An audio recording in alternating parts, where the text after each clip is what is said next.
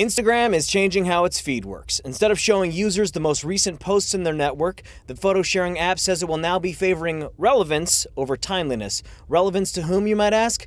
Advertisers. That's right, Facebook-owned Instagram will now be swamping your customers' feeds with ads. Why?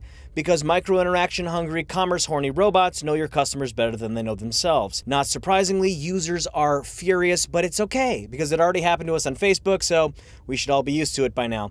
Besides, you can hashtag throw up in your mouth all you want, but Instagram is not backing down. How can they be so brazen? Well, compared to other platforms, Instagram's engagement remains so high that they can afford to start profiting off of a degraded user experience. But what does this new feed mean for brands? Well, it used to be free, but since Instagram has become a pay-to-play platform, your presence on it now costs money. Good news for users, though. In response to their critics, Instagram may, at some point, bring back the old feed as an option. That's what Facebook did, and then they buried it in an almost impossible-to-find location. So don't worry, IG fans. Your opportunity to opt out may be coming soon to a hidden pixel near you. The Federal Trade Commission has gone after Lord & Taylor for non-disclosure in an ad campaign. Brands, beware. There are new guidelines on influencer marketing, and the FTC wants you to know they are enforcing them. The commission even launched an awareness campaign in December to spread the word, but it's apparently not working. According to Adweek, 70% of publishers are currently not compliant with the new rules. Perhaps the FTC's campaign would go better if they hired an influencer to spread awareness of influencer disclosure guidelines, with full disclosure, of course.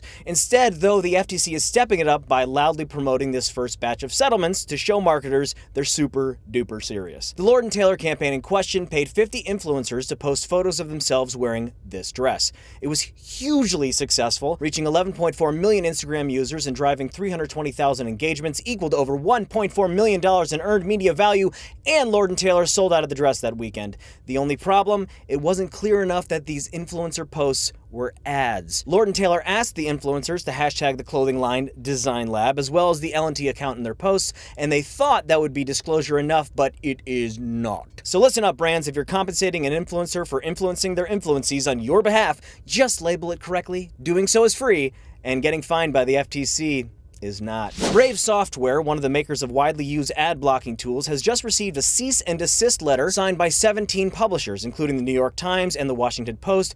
The letter went something like, "Hey, we got sponsors trying to assault our digital readership with ads here. Your software is blocking them, and that keeps us from making that Skrilla. Stop it, or we'll legally punch you in your ad blocking face." Publishers from all corners hate ad blocking. On the other hand, consumers hate online ads.